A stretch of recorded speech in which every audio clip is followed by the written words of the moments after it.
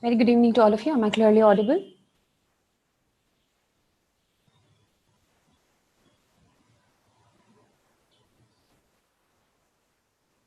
All right, Mridul.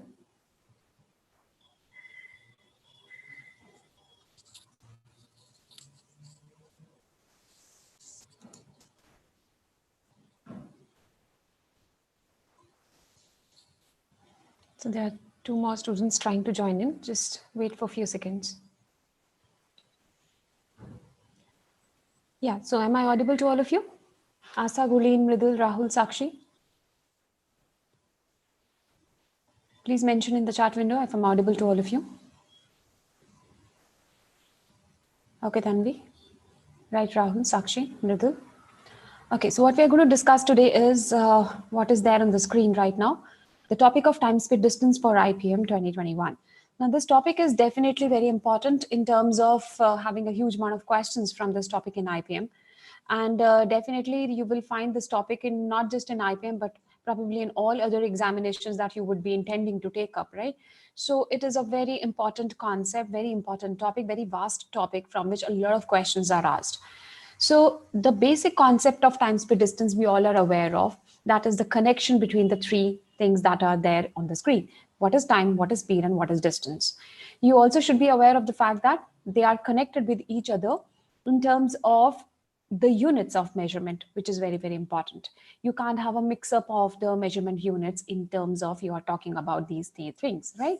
So any one of you, I'm sure you all must be already aware of. I just want to know how much you are aware of the concept. Anyone, please speak up. What is the very basic formula that you talk about time, speed, distance? Anyone, go ahead. You can unmute and tell me. What is the very basic formula for time, speed, distance that you have? Ma'am, may I? Yeah, sure. Ma'am, speed is equal to distance divided by time. Right. So speed is equal to distance divided by time, or distance is equal to speed into time, or time is equal to distance upon speed. We have lot many ways of stating the same formula. All right. So distance is going to be the product of time and speed. Speed is distance divided by time. Time is distance divided by speed. But as I said, the measurement units are very, very important. So when you are taking distance in kilometers, then time is taken up in hours and speed is therefore taken up in kilometers per hour. When you are taking distance in meters, your time is taken up in seconds. So obviously speed is taken up in meters per second. Don't ever mix up the units of measurement. That's a very, very common mistake, though we all are aware of it very nicely. But even then that mistake happens because of being in hurry of solving the questions. So be very careful. It's a very, very common blunder that people do, that they don't bother about looking at the units of measurements, right? But of course, if you are having two units as per the criteria that you want and the third one is not, you always can convert them. You know how to convert hours into seconds, you know how to convert kilometers into meters, you know how to convert your kilometers per hour into meters per second. So those conversions can definitely be looked into, but of course you should never miss out on noticing that a conversion is needed. All right. So let's straight away start with the questions, because it's a topic which is very, very simple from the basic background and which you all are aware of already. I have asked Mridul to speak about it. And yes, we got the correct formula. So let's go ahead with the questions and see what kind of questions you get in time, speed, distance in IPM. Shall I? Any guys have any doubts? Shall I go ahead with the questions? Okay. Here comes the first one. So read the language of the question and think of a shortcut. What's the advantage of time, speed, distance coming up in these competitive exams is that there is always a shortcut which is hidden in the question. And once you are able to target that shortcut, then you're able to get the answer very quickly. So think about what is the hidden shortcut in the question's language itself.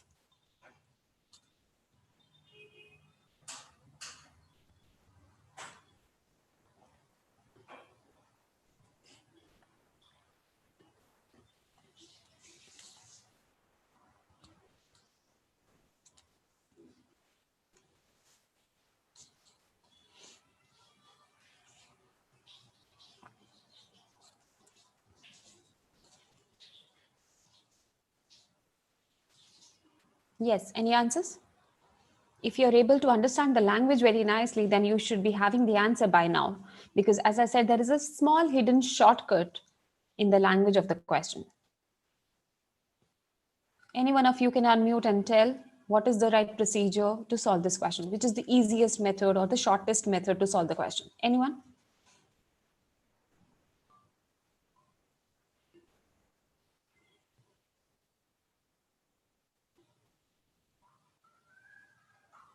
No, Mridul, that is not the right answer.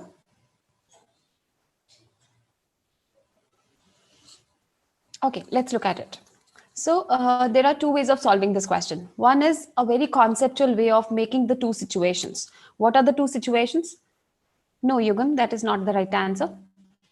So the two situations are, one is a usual speed in which the person travels, and one is the current speed that the question is talking about when he got late. So there are two situations the question is comparing. The bigger method or the longer method will talk about comparing the two situations. So first making the equation number one, then making equation number two, then comparing the two equations, and then finally getting the answer. But that's a long method. The shortcut, so trust me, all time speed distance questions are definitely going to have a shortcut. So the idea of this session is obviously to tell you that yes, every question will have a small hidden shortcut there. What is the shortcut for this question? Walking 5/6 of his usual speed. He got 10 minutes late. Now, why did he got late? Because he was walking at a smaller or a not a very high speed as the usual speed, you can say, right? So the usual speed was something, but he wasn't traveling at that usual speed today. He was traveling at 5/6 of the usual speed. All right. So can you tell me how much is the speed less than the usual speed? If something is 5/6, how much is it less than the usual speed? Yes, solve it along with me. You will get understand it better. Yeah, that's correct. So what Yugam has mentioned, it's going to be 1/6 less than the usual speed. Are you all getting it? It is 1/6 less than the usual speed, right? So suppose the usual speed was S. Today he's traveling by 5/6 of the speed. So I said, what is the reduction in the speed? So the reduction in the speed is basically just 1/6, right? So the speed has got reduced by 1/6. What does that mean? The time taken will increase by 1/6. Are you getting my point? Because speed and time will always be inversely proportional. If you reduce the speed of somebody by 1/6, the time taken by the person will increase by 1/6, right? Is that clear to all of you? So if you are traveling at a 5/6 of the speed, the logic is basically, yes, Mohit, that is the correct answer. So how do you target this question? The new speed is to be looked at. So I start with writing that the new speed given in the question. So inverse proportion is the shortcut. Everyone got it? New speed is 5/6 of the original speed. So obviously the new time will be 6/5 of the original time. That is what I was talking about. Is this clear? So new speed has become 5/6 of the usual speed. So new time will become 6/5 of the usual time. All right. What does that mean? This is 1 plus 1/5. So people make a mistake of thinking that same 1/6 will increase the time. No, it is not. Because first you have to apply the inverse proportion and then see what is the increase. So 6/5 is a fraction which is written as 1 plus 1/5. What does that indicate? The usual time is that 1, and 1/5 is the increase in the time. So that increase in the time is 1/5 of the usual time, which in the question is mentioned as 10 minutes. So the usual time has to be 50 minutes. Is this clear? So all these questions are done orally, right? There is nothing as such to be written in the question. I repeat the shortcut. So the shortcut is, if your question says that the speed has become 5/6 of the usual speed, first of all, inverse this fraction. So the time taken will become 6/5 of the usual time. Now, what is 6/5 as a broken fraction? It is 1 plus 1/5. Now, 1 is a total. What does this 1 indicate? This 1 indicates the usual time. Plus 1/5 indicates the increase in the time. And what is the increase in the time given to you in the question? 10 minutes. So 1/5 of the usual time is 10 minutes, which means usual time is 50 minutes. Everyone clear?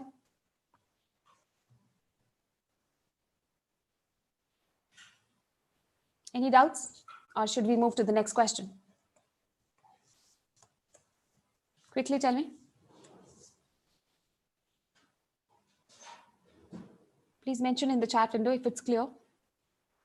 Greg, it's not clear to you? Clear. Okay, so it's clear. All right, no doubts. Right, okay, so let's move to the next question then. Right.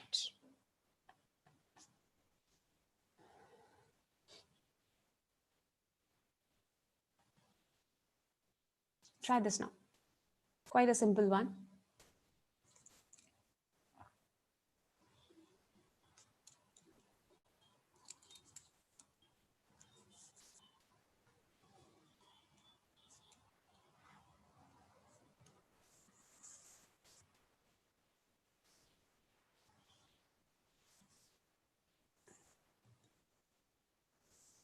Okay, so I've got one answer as 200. Let's see if anyone else has the same answer. So please mention the units. Units are very important in this chapter.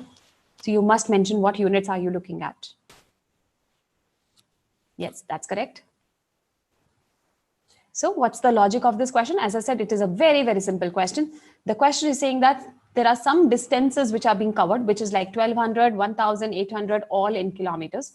The time taken is 6 hours, 5 hours, and 4 hours taken together. What is the average speed? Now, average speed is a concept which says that overall, not the individual ones are being targeted at. All right. So average speed is a concept which basically indicates that we are only, yes, Mridul. So we are only focusing the overall situation. We are not comparing what happened individually. So overall, what happened? The distances covered were 1200 plus 1000 plus 800, right? So I'll just write it down here. The way we are looking at the solution. First, we find the total distance. So total distance will be basically adding up all the distances. So how much was the total distance equal to? So total distance was 1200 plus 800, which made it 2000 till here, and 1000 making it 3000 kilometers. So then we came down to how much was the total time taken. So total time taken in the entire duration of this journey was 6 plus 5 plus 4, which is 15 hours. So obviously the average speed means the overall speed, taking everything into consideration in totality, not individually. So average speed will be 3,000 divided by 15, but units are very, very important. So unit is going to be kilometers per hour. So the answer is going to be 3,000 divided by 15, which is 200 kilometers per hour. Everyone clear? So it's just a simple concept of average speed. So the first question was simple concept of if there is a fraction which is denoting a change in the speed, its reverse fraction will first of all indicate the change in time. And then you find out what is the increase or decrease in time. Okay, this concept is basically dealing with the concept of average speed. Shall we move to the next question? This one is clear to all of you.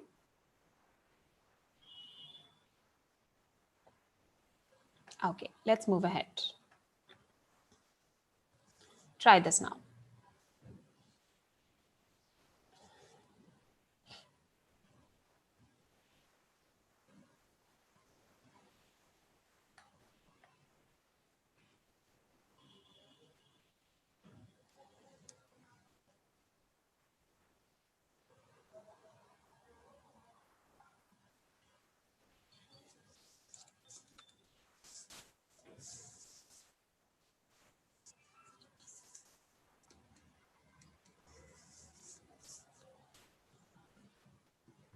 So returns back is a very important word here. He's traveling from Chandigarh to Delhi at a speed of 40 kilometers per hour, and he's returning back to Chandigarh. That means what we are assuming is the route taken. In such questions, it is always assumed that the route taken is exactly the same while you are taking a return journey. So the distance from Chandigarh to Delhi and Delhi to Chandigarh will remain same while going and coming back. Okay, so the distance has not changed. The speeds were different. While traveling from Chandigarh to Delhi, the speed was 40 kmph, and while coming back, the speed was 60 kmph. The question is again asking for average speed for the whole journey. Now you can again apply the concept that we did in the previous question, the way we were dealing with average speed. But here the total distance is not known to you, total time is not known to you. So it is not like addition division question where you just add the distances and divide by the time and you have the answer. It's a small kind of a proof, but I'm sure most of you would already be aware of a shortcut that is used in such situations. No, the answer is not correct, Aditya. It is not the right answer. It is never going to be the average. A lot of people think that in such a situation, we have to take the average of 40 and 60. That is a very big blunder. I will show you why, and then I will tell you how to learn the simple result. So first, I'm proving the result for you. So let's suppose from Chandigarh to Delhi, the distance is d kilometers. So while coming back also, we are traveling the same distance d kilometers. So we have assumed, let's suppose the distance is d kilometers from Chandigarh to Delhi as well as from Delhi to Chandigarh. So what is the total distance? Average speed talks about total distance. So total distance traveled will be twice of d. Now we have to divide it by the total time as we were doing in the previous question, right? So this 2d has to be divided by the total time taken. So I divide this 2d by total time. Now, how do you get the total time? The time from Chandigarh to Delhi and from Delhi to Chandigarh. So this time will be d by 40 and this time will be d by 60. What are you realizing? So I'm just going to write it here because the pen doesn't seem to be working properly. So what you are writing here is this. That is 2d is getting divided by the time taken. Now, what is the time taken? Time taken is basically the first time is d by 40 and second time taken while coming back will be d by 60, right? So this kind of a calculation is telling you that what's happening in the question, 2d is getting divided by this fraction. Now, of course, you realize that this d is going to cancel out from the numerator and denominator because I've kept the same d here. All right. Since I've kept the same d here, so obviously the numerator, denominator d will cancel out. What do you see here? It's going to be 2 divided by 1 by 40 plus 1 by 60. That's it. Okay. So d goes out of your question and it simply becomes a situation where you have a calculation like this happening for you. That is, it is coming out to be, just a sec, the pen doesn't seem to be working. Yeah. Okay, let me use the text only. Yeah, so the calculation becomes very, very simple. Yes, that's correct, Yugam. So it is going to be 2 in the numerator, right? And in the denominator, you are left with 1 by 40 plus 1 by 60, which will be what? You take 40 and 60 as the LCM, and you will be having 60 plus 40. I'm deliberately not writing it as 100 because I want you to see the formula. So 60 plus 40 will be left in the denominator, and that LCM 40 into 60 will go in the numerator. So what do you see? The formula in front of you. Now, don't forget this formula, which we have just derived by looking at this question. So this formula basically tells you that when you are looking for average speed, this is how you apply the formula. The formula will have twice of the two speeds in the numerator multiplied together, and in the denominator, they are added together. Is the formula clear to all of you? So whenever the question talks about average speed, while you are going and coming back, what does that mean? The distance traveled is equal in both the cases. Whenever it is like a return journey question and the question is asking for average speed, do not ever make a blunder of taking the average of these two numbers. No, it is not. It is going to be twice of their product divided by their sum. Is that clear? So I'm writing the formula here now. So the formula, the general formula is twice of the two speeds. So if I'm calling the speeds as x and y, so 2xy divided by x plus y. That's the formula that you have to now remember as a shortcut. Everyone clear? Okay, so now you got the right answer. 50 was not correct because 50 was just an average of 40 and 60. The right answer is this, which comes out to be 48 kilometers per hour. Got it? Now, can you tell me when is this logic applied? That is, you just take the average of the two numbers. This question, it was a blunder that you just take average of 40 and 60 and tell me the answer. But there is one situation where this shortcut works. Can you tell me where? Any one of you can unmute and tell me. What particular language of the question tells you that it has to be just average of 40 and 60, so the answer is 50? What is the change in the language?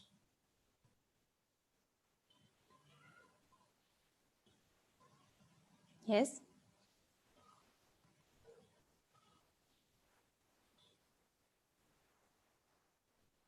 Displacement. Okay.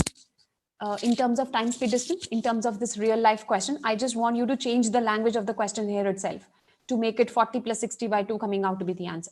Change the language of this question itself and tell me when will that happen.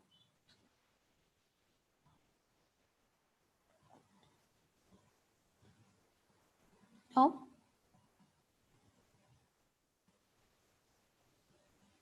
any ideas?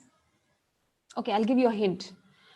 If I give you a hint that the time taken in both the journeys is equal, the distance is not equal. So I'm suppose traveling from Chandigarh to Delhi, and then at the speed of 60 kilometers per hour, I'm traveling from say Delhi to Jaipur. It's not a return journey question. So the distances traveled are not equal. But the question tells you that you spent equal time in both the journeys. Then what will happen? You spent equal time in both the journeys. So as I did for this question's proof, I took D as a variable for you. Do that. Take T as the variable for you. So T is the time taken in both the journeys, suppose, right? So what is the distance traveled in all? T multiplied by 40 for the first journey, and similarly T multiplied by 60 for the second journey. Are you getting clear? So T is the time taken in both the journeys. One journey is at the speed of 40 kilometers per hour. Another journey is at the speed of 60 kilometers per hour. So the distance traveled by you will be T multiplied by 40 plus T multiplied by 60. Now, this distance needs to be divided by total time taken. What is the total time taken? Total time taken is going to be twice of T because it is T on both sides. What do you realize the formula now? T will definitely cancel out from numerator as well as denominator. What will you be left with? Tell me quickly. What will you be left with? It will now be the average of 40 and 60. Can you see that? So T will cancel out from the numerator and denominator. And what will you say? It is just the average of 40 and 60. Now you will say that the answer is 50. Got it, everyone? Is the logic clear? So now you can understand when the average is to be applied and when that 2xy upon x plus y formula is to be applied. So here the answer will be 50 kmph. Okay, so if I tell you that I did two journeys, I traveled two journeys at two different speeds, tell me the average speed. And if I give you an input that I spent equal time in both the journeys, then you will find just the average of the two speeds, which is like speed number 1 plus speed number 2 divided by 2. But if I tell you that I traveled two journeys at two different speeds and the distance traveled in both of them was equal, find the average speed. Then you will say it is twice of their product in the numerator and divided by their sum in the denominator. Any doubts? Is the shortcut clear?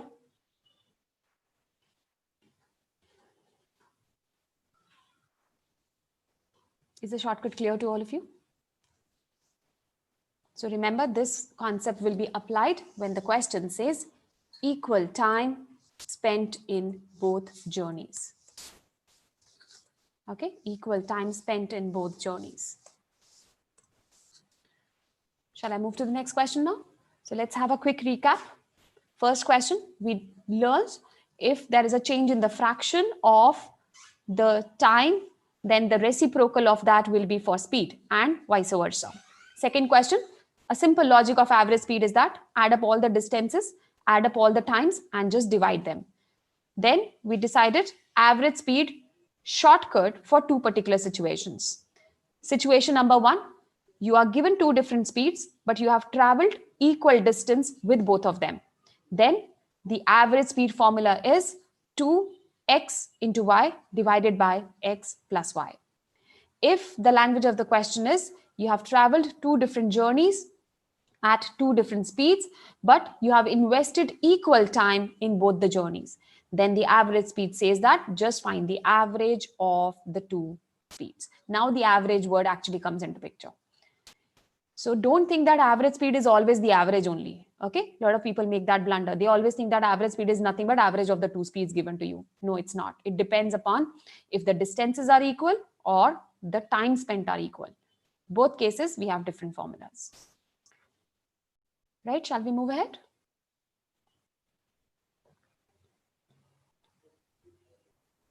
Okay. Let's take up the next question now. Prince, you want to say something?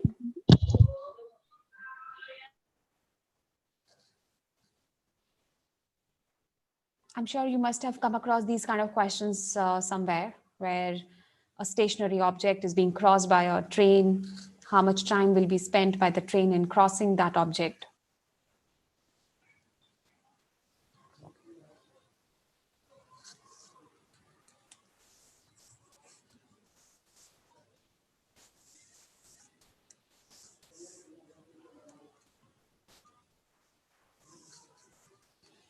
So the question here, it is saying that the train is 360 meters long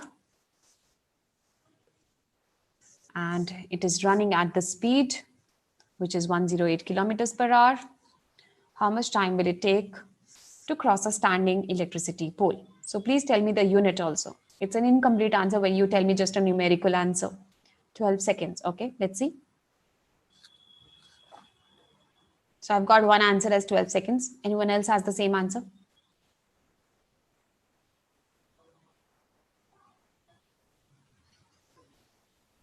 Okay, so as I said, be very careful. Sometimes in hurry, people make a very big blunder of not noticing the mixing of the units, which is happening here. This one is given in meters and this one is given in kilometers per hour. So first of all, I need to convert the speed from kilometers per hour to meters per second. Okay, so the first thing that you need for this question is converting the speed. So when you're converting the speed, you are going to say that 108 is in kilometers per hour. I need to convert it into meters per second. So the conversion is, yeah, so the conversion is that you just need to multiply this number by 5 by 18. Okay, so whenever you're converting kilometers per hour to meters per second, all you have to do is multiply this number by 5 by 18. Where it has come from? Obviously, kilometers would have been converted to meters by taking a 1000. 1 hour would have been converted to seconds by taking a 3600. So then after cancellation, you get just 5 by 18. Okay, so the shortcut says that multiply this number by 5 by 18 to convert it into meters per second. So you get a speed in meters per second. Can you quickly tell me what is the speed right now? What is this calculation quickly? So when you're looking at such calculations, you know that it's going to cancel out with 18, right? So obviously add 6 and then it comes out to be 30 meters per second. So always focus on the unit digit for such calculations, though you must be already aware of the table of 18, but sometimes it comes out to be a difficult table here. So just focus on the unit digit. 8 into 6 will again give me 8. So it has to be at 6 that it cancels out. Anyways, so that was just a calculation tip. So 30 meters per second is the speed. The distance to be covered is 360 meters long train. So distance to be covered is 360 meters. Okay, so we now know the speed, we know the distance, we just need to know the time now. So time will be obviously 360 divided by 30 and the unit has to be in seconds. Okay, so 360 divided by 30 in seconds. So which gives us 12 seconds as the right answer. Got it, everyone? So this must have been very easy for you, I'm sure. Everyone clear?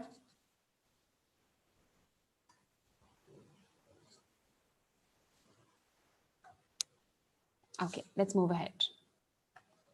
So this was a simple question of stationary objects being crossed by a train. Now, moving ahead with questions where you have two trains traveling. Focus on the question and see what is the logic to be applied.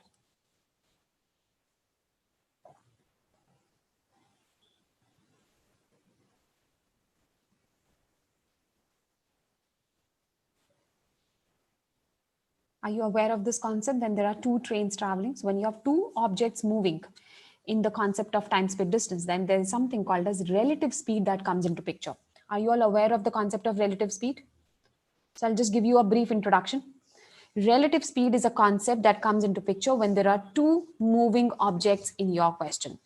And it says that if they are moving towards each other, they both are moving towards each other. So just understand the logic that they are contributing in meeting each other. So when the objects are moving towards each other, they are contributing both in meeting each other. So then the speeds are added. So speeds are added if they are moving towards each other. Okay. And if you have a situation where they are moving away from each other, so relative speed in case of moving away from each other will be difference of the speeds. So then in that case, speeds will be subtracted. Okay, so this is what you need to be really aware of, the concept of relative speed. So speeds are added when the language of the question says they are moving towards each other. Speeds are subtracted when the language of the question says that they are moving away from each other. The same language moving towards each other can also be mentioned in the question as, because if two objects are moving towards each other, what happens is that their direction of moving is different. If somebody is going towards east, the other one is going towards west. So sometimes they don't use the word towards each other, they say opposite direction. It exactly means the same thing. And sometimes instead of saying that they are moving away from each other, what they will say is that they are moving in the opposite directions. Okay, so towards each other would mean that they are moving towards each other, so they are moving in the opposite direction. And when they are moving away from each other, obviously that will also mean that somebody is going there and somebody is going there, right? So how do you differentiate with just the language of the word that they are moving opposite or they are moving in the same direction? So remember, it's a very confusing thing that people come across with. So just keep it till here and then we'll take that situation separately. Okay, so what I said is relative speed, when they are moving towards each other, the speeds are going to be added, and when they are going to be subtracted, speeds are going to be subtracted when they are moving, when they are moving away from each other. That is, they are moving in the same direction. So away from each other means like this, somebody is trying to run and somebody is trying to catch up, but this person is trying to run away from this person. So running away would mean running in the same direction. Okay, so the language is running away, which means same direction. Is it clear? Some people get really confused with why same direction is same as running away and opposite direction is same as running towards. Is it clear, everyone? Those who are doing this relative speed concept for the first time. Okay, so relative speeds are added when people are moving towards each other. So towards each other, you visualize like this. So towards each other means that the directions are opposite. Relative speeds, the speeds are subtracted. When are the speeds subtracted? When somebody is trying to run away from the other one. So they are moving like this, okay, but they are moving in the same direction. Now I'm getting some answers here, and majority of you have answered as 25 seconds. Okay, now I was just explaining the concept of relative speed till now. First of all those who have given the answer, so just hold on to see whether your answer is correct or not. First of all, tell me, those who are doing this relative speed for the first time, which situation is it right now? The situation number 1 of relative speed or situation number 2 that I have written? Which situation is it?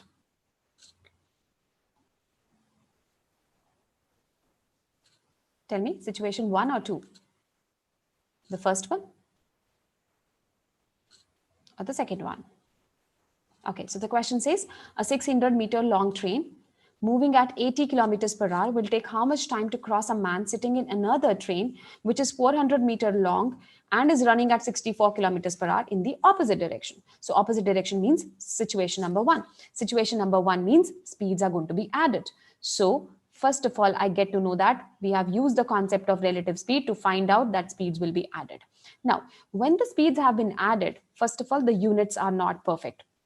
So it is 144 kilometers per hour, which I'm sure you all must have, because I can see some answers and I'm trying to clarify what went wrong in your answer.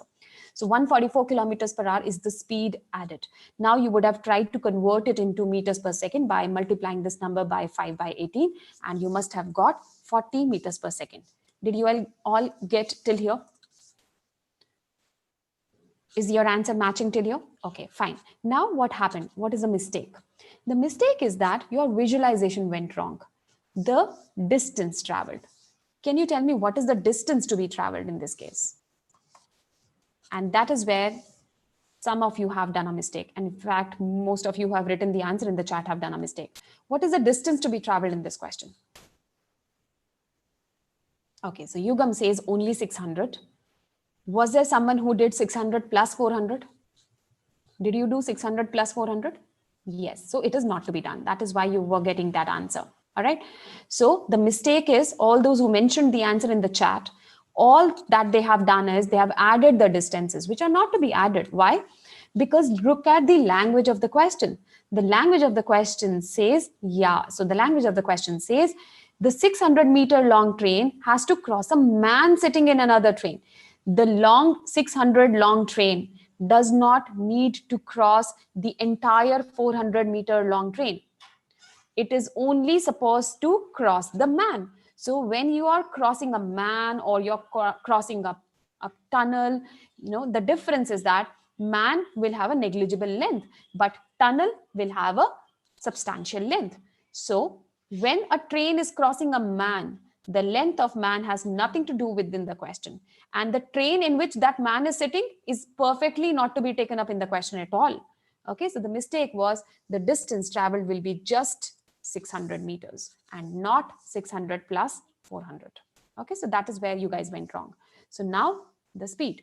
Speed is supposed to be distance divided by time, which is of course going to be 600 divided by 40. Okay, now quickly tell me the answer in meters per second. Yes, that's correct. So the speed is 15 meters per second. Everyone clear? Sorry, not speed. We were supposed to find the time. I'm so sorry. I wrote speed here. It was time to be found out, which was distance divided by speed, which was 600 divided by 40. And it came out to be 15 seconds. Is that clear? Yeah. Got it, everyone? So now can you tell me when will the language of the question, how should I change the language of the question to make it 600 plus 400 come into picture? Can you tell me that? What change should happen in the language of the question so that it becomes 600 plus 400? The train crossing each other? Yeah.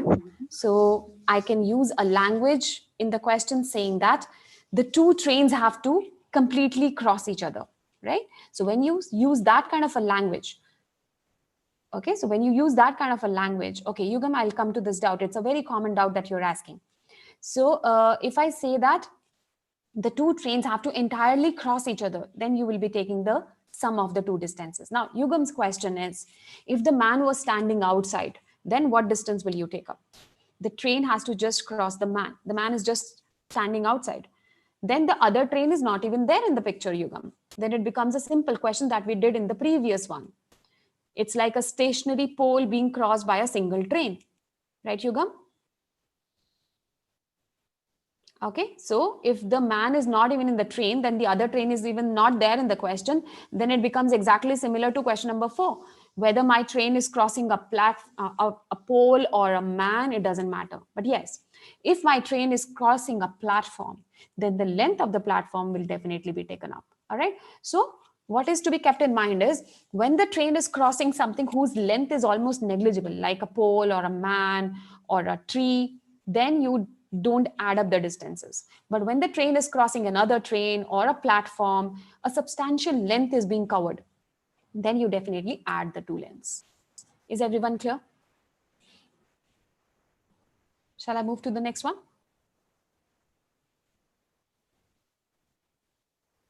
Okay, let's take up the next one now. Okay, so this is the information related to, okay, Aditya, do you want to ask anything? No, okay, fine. So this is the information regarding the course, and then I'll eventually move on to more questions. So quickly, those who want to know how much and what all will be there for you. So IPM 21 online classroom will have 3 live classes per week, in which we will be taking up the DI classes, the quant classes, and the verbal classes. And you will have 250 plus recorded concept videos in which all the concepts are explained, all the shortcuts are explained, all the tricks are explained. So these videos are very important for you to go through. and then you will be offered with 9 IPM online tests. And what's the advantage of these online tests is that you get to know where you stand, and taking up an online mock test is very important for you, because that's how you actually get to know what are the topics that you really need to brush up, and which are the topics which are not letting you score well. So this kind of an analysis, a self analysis, is very, very important. And that self analysis can come out well only if you are taking up a proper mock test, which is of the actual level of IPM. So that's what we do for you. We provide you with the online tests, which are of the actual level of IPM, so that you get to know. I'll come to your doubt, Abhinav. Just let me finish this slide, and then I'll take up your doubt. So you will be offered with 9 IPM online tests, in which these tests will be of the actual level that you're going to face in the exam, so that you get to have the clarity of what topics you really need to brush up, because that's very, very important. Then you will have the Telegram discussion group, in which you can put up your doubts at any point of time, and it will be answered by us within a limited time frame. And this is the details of the pricing of the course that is there for you. So you can see that the price has been reduced for you by 25% if you use the coupon code IPMC21, for which you have attended this demo session. And next you can see is the link to the website, which you can again go through and see more details for yourself. So Abhinav, what you're asking is, if you are a non-math student, so what happens is, the only problem that you face in IPM is that the higher math part, which comes in the 11th and 12th syllabus, right, Amina? So we have huge amount of students who are from not math background. And what we do for them is, we teach them the very basics of what they have missed out, obviously, by not taking math in 11th and 12th, and what is going to be asked in IPM. So obviously, IPM will not ask the entire syllabus of 11th and 12th math, right? So it's only a limited number of topics which are there that you need to pick up from your 11 12 syllabus, and we make it very clear for your understanding from the very basic fundamentals, so that you don't have any problem in being from non-math background. So that definitely, that advantage you will definitely have, so you will not have to bother about it. So Gurleen, obviously it will be a complete package covering everything. So you will have verbal, you will have quant, you will have DI, reasoning, everything will be there. Okay, it will cover everything for you, not just the quant. No, Yugam, that will not be there, but I'm sure you will have to take a further clarity about that. So once you are planning to join in, you can definitely take the clarity for the same, right? Because we have different packages for everything. So whether it will include what you're asking, I'm not very sure. Shayu, if you are a 9th class student, right? So you will be taking this exam a little later, right? But the advantage is that no, Tanvi, we don't have any information regarding that till now. So it is something which we really can't comment on. Okay, coming to Shrai, your doubt. See, if you're a 9th class student, then obviously what you can do is, preparing early for this, for any kind of a competitive exam is always a better thing to do. Why? Because you get to have a lot of time for yourself to see where you stand, what improvements are needed. But of course, you can still decide, and starting early is never a problem, right? It's just that, yeah, if you start too late, then it becomes a trouble. So that's completely your decision. So definitely, because it's being a 21 batch, so we end up the syllabus well in time, so that we have a lot of time for practice. We have a lot of time left for mocks and everything. So we do end up the syllabus well in time. So when you join, you are given a schedule wherein you are shared the entire situation, when the how the classes are going to be handled, and when the syllabus will get over. Everything will be given to you as a clarity then. Right, Abhinav? So we do finish the syllabus on time, so that we are left with a lot of time for practice and interview preparation after the exam. Right, but that will be taken up by you separately. So preparing for PI and everything will be taken up separately by you. Yes, we have a weekend batch also. So we have weekday batch as well as a weekend batch. Both are available. All right. So you can go through the link which I've shared on the screen, and you can definitely get more clarity on where and how things are going to be for you. And if you still have some doubts, you can definitely call up at the helpline number which is given there, or you can write a mail at the help desk ID which is given there, right? Any more doubts that you have related with the course or with the preparation? So Tanvi, what we do is we provide an ebook also to our students, and in that ebook, everything is there for you, right? All the topics, all the theory, the practice questions, everything is there. So that ebook is more than enough for you to have a clarity of the topics. But even then, if you want to take a book, you can pick up any book. There are too many available in the market. You can pick up any book. But yes, from our side, the book that we provide is going to be more than sufficient for you. Yes, you can take that, but yeah, that is more famous for cat, of course. There's no problem with that, Tanvi. You can definitely go ahead with that. Right. Okay. Shall we continue with the questions? That is also good, Abhinav. But as I said, what our duty is that you should have everything in one place. So we do that for you. We provide all the material in one place so that you don't have to run around for various books. Okay. So for that, you will not have to bother because we will be providing you all the material, all the practice questions, all the mocks, everything will be there for you. Right? But still, that's your choice. If you still want to take up more, you definitely can. Okay. Shall we go ahead with the questions again then? Any more doubts? Shall we get back to questions? All right. Most welcome, Avina. Okay. So let's take a quick recap of first question. The logic and the shortcut is if 5 by 6 is the fraction for speed, the time will be 6 by 5. That was the shortcut. Second, average speed, add up all the distances, keep it in the numerator, add up all the times, keep it in the denominator, divide. Average speed, when the distances traveled are equal, all you have to do is apply the formula 2xy upon x plus y. But if the time invested is equal, then the formula says x plus y divided by 2. That is just the average. Fourth concept, when a train is crossing a standing electricity pole or a tree or a man, it's like the length of that person or tree or pole is negligible. So the length of only the train is taken into consideration and distance divided by speed will give you the time. This question was trying to basically confuse you to add up the length of the two trains, which was not needed. So the trains were moving in the opposite direction. So the concept of relative speed came into picture. So opposite speed means speeds are added up. When the speeds are added up, then it is converted to meters per second.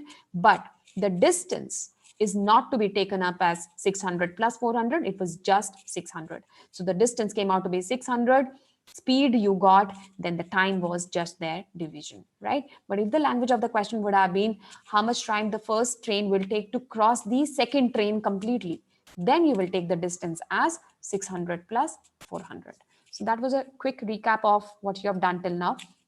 Now this is a very important information coming up for you. So free national scholarship test we are conducting from 1st of November to 3rd of November, wherein you get a very good chance of having 100% scholarship on the tuition fee. So Abhinav, we have a complete team, so definitely you will be assigned some faculty from our side. So for verbal, for DI, for quant, right? So we all follow the same material, everything is kept same.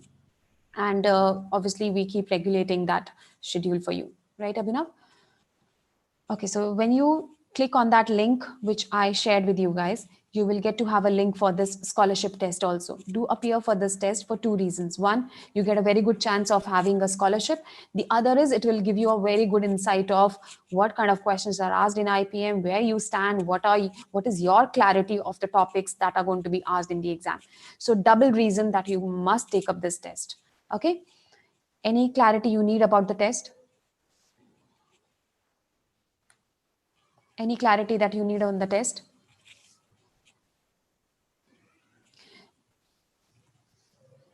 So it basically means that if you,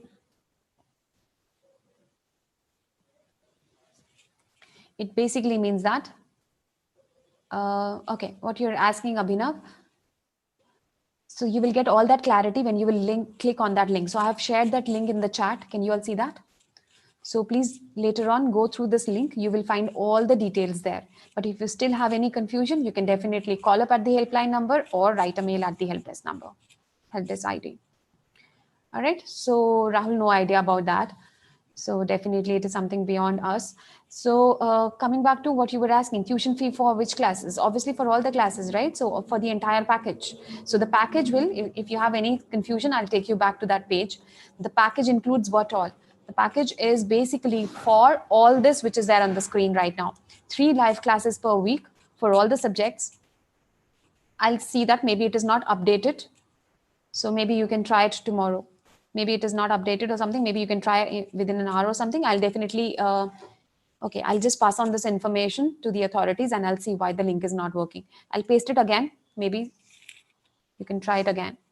Okay, right. So what you were asking, the tuition fee is going to be what the component of the tuition fee you will be waived off with. All right. Anyways, you are going to get a 25% discount, which I said on the screen. Right. So definitely you can try the link later. Maybe there is some problem which is maybe it is not working right now. Yeah, so I got to know. Yeah, 2, 3 students have already told me that the link is not working. So maybe it will be updated within some time. Otherwise, immediately after the session, I will intimate it to the authorities and I will get it rectified. So you can try it after an hour or so after the session gets finished. All right. So maybe you can give it a try at around 7 o'clock or 8 o'clock. Right? Shall we move ahead? So I've shared the link in the chat. You all can try that later. Okay, so let's go ahead with the questions now. Let's take 1 or 2 questions more.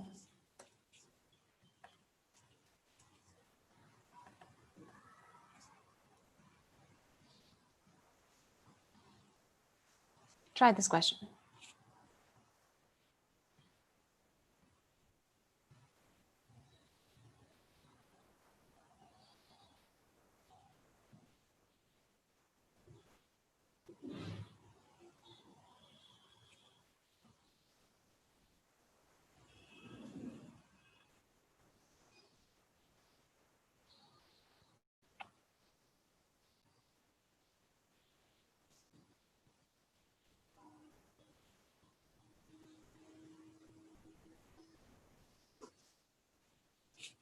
I'll paste it again if you guys are still facing the problem.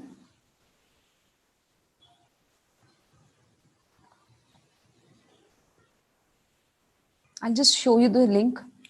Okay, if you want me to show you the link right now, I'll just click on the link and see.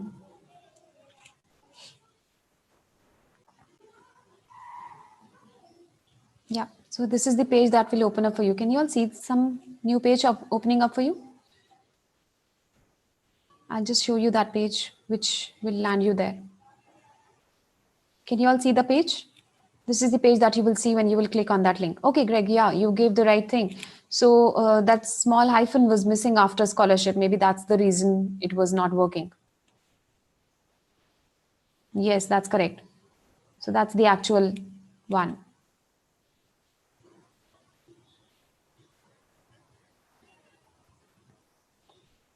Right? You all can see the page, right? So it was just a dash that was missing after the scholarship. Greg, could you please paste it with everyone? Make your chat for everyone. Okay, so let's get back to the question. Thank you, Greg. Thanks a lot.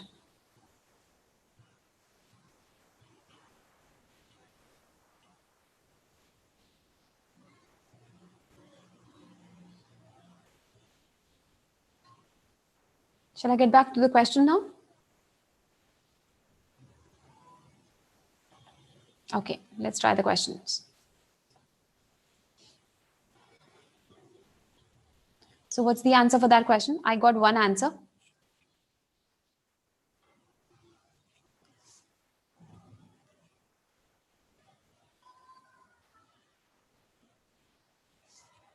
So what is the question asking for?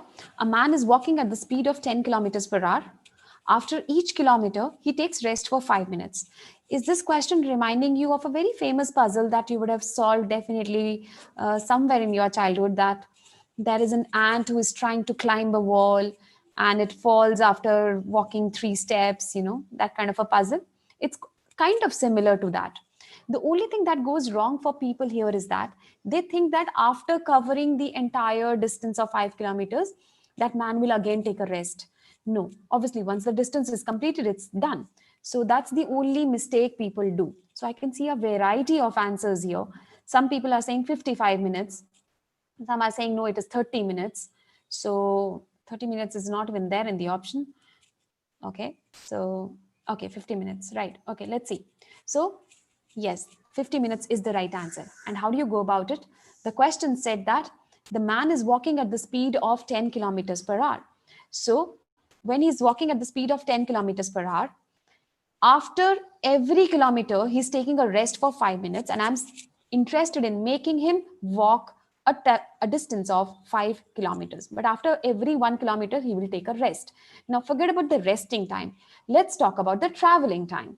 This person can travel 10 kilometers in 1 hour, which means that he can travel 10 kilometers in 60 minutes, right? So, to make it simple, this 10 kilometers per hour is basically telling me that he is able to travel 10 kilometers in 60 minutes. So if 10 kilometers are traveled in 60 minutes, 1 kilometer is traveled in 6 minutes. That's the logic of the question. So 1 kilometer will be traveled in 6 minutes. But after traveling every 1 kilometer, he will be taking a resting time also. And the resting time will be 5 minutes. So can I say that in all, he's spending 11 minutes to do that? 6 minutes for traveling, 5 minutes for resting, right?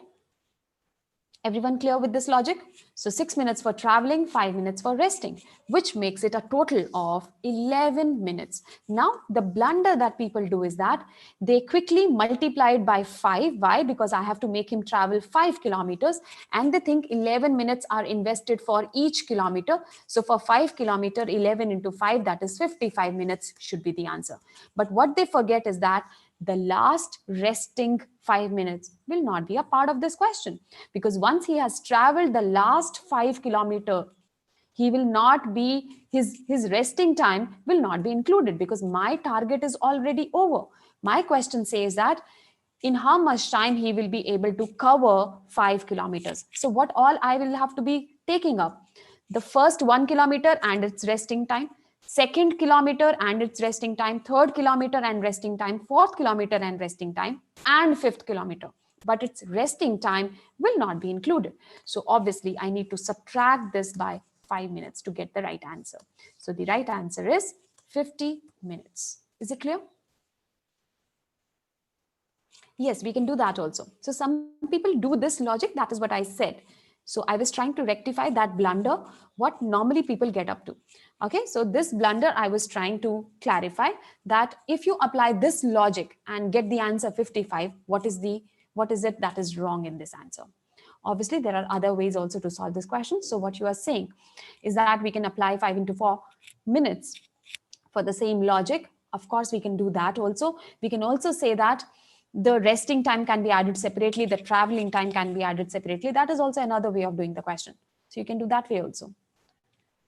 Prince, do you have a doubt? Or is it clear?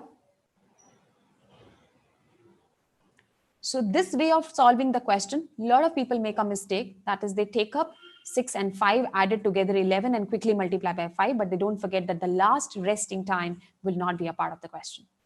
Okay. So you could have also solved this question by simply saying that the other method, 10 kilometers is traveled in 1 hour. So 5 kilometers will be traveled in half an hour, right? So you can apply that logic also. Now the resting time. Resting time will come 4 times. Why? After the first kilometer, after second kilometer, after third kilometer, after fourth kilometer. So resting time will come 4 times. So by that logic also, you get 50 minutes as the right answer. But that's a better way of solving the question. This method I deliberately took up because a lot of people do it by this method and they eventually get a wrong answer because they don't subtract 5 minutes in the end. Okay, but the method which I just said is a better one. So I repeat that method. Take up the traveling time separately and take up the resting time separately. So traveling time is very simple. If 10 kilometers is traveled in 1 hour, 5 kilometers is half of that. So for traveling 5 kilometers, obviously the time taken will be just half an hour. Half an hour means 30 minutes. And I have to now add the resting time to it. So resting time for 4 kilometers only. The fifth one's resting time is not to be included. That means the resting time of 20 minutes is to be added to it. Now I again get the same answer, 50 minutes. This is a better way of dealing with the question. Is that clear, all of you? Is this clear?